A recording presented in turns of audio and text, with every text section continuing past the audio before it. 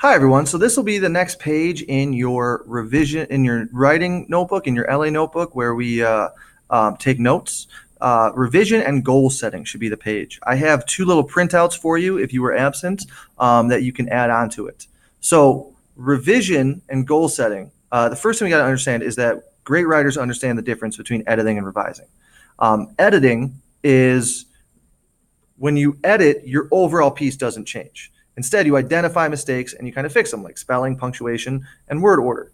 This is the very last thing you do, like the final stage of the writing process. Why would it be final? Because if you have a rough draft that you're just going to make a bunch of changes to anyways, why would you spend a bunch of time editing all the little details if you're just going to change it? So we're talking about revising today, and that's what we're working on in class for the next couple of days for our memoir. So when you're revising, you're literally like revisioning how your piece works. You change like the meaning or the way that the reader perceives the big ideas or experiences the story.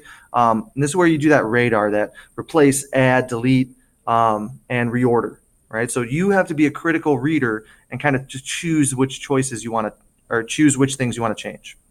So at its core, writing is just a series of choices that the author makes. So great writers, they plan those choices and they write purposefully.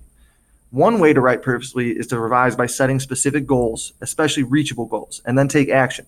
So some example ones that we came up with in class were to add sensory details to the description of blank, or express how I felt when I was feeling blank.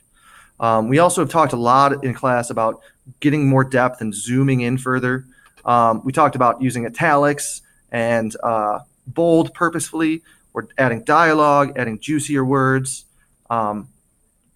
and things like including more language, and especially adding more motion details. All right, that's great to kind of put the audience in the story with them if you show how everyone's moving. So here's how it looks in action. Here's my first draft. In high school, we went to wing night. The wings were good, but the best part of wing night were the memories. Now, as a first draft, it's garbage. I would not want to read an entire memoir about that. I wouldn't even want to write that memoir, and I did. So instead, I set a goal for myself. So my goal is to use better description to describe the setting in wing night. Let's read it and see if I actually do that. So in the town next to my home, there used to be the greatest restaurant in the world. Didn't look like much, buried in a strip mall off a 4-lane highway. It could be easily overlooked. Walking in, the decorations are unimpressive. Well-used tables and chairs, lumpy booths, and plastic baskets for food. At each table is a roll of paper towel, a red ketchup bottle, and a plastic stand with an advertisement. The advertisement highlighted the best thing about this hole in the wall: wing night. During my junior year of high school, my friends and I started going to wing night every Tuesday. It started when 10 stinky big football players went there for dinner after practice. Every Tuesday, they offered delicious wings slathered in your favorite sauces for 25 cents a wing. The wings were amazing: spicy garlic, barbecue, hot barbecue, and original hot. For $7.50, you can get 20 huge, delicious wings, extra sauce, a basket of Cajun fries, and all the water in the world. As a high schooler with no job, this was an amazing deal. So obviously, you can see the huge change between these two drafts. The first one is really bland. The second one is a lot more descriptive.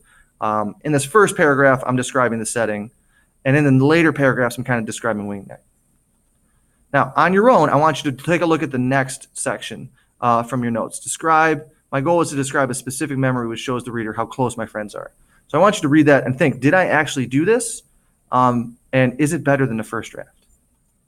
So then finally, it's your turn to try. So open up your draft, click File, make a copy, go turn in your original draft on Classroom, and then in the copy that you made, reread it and write at least one specific goal for each paragraph.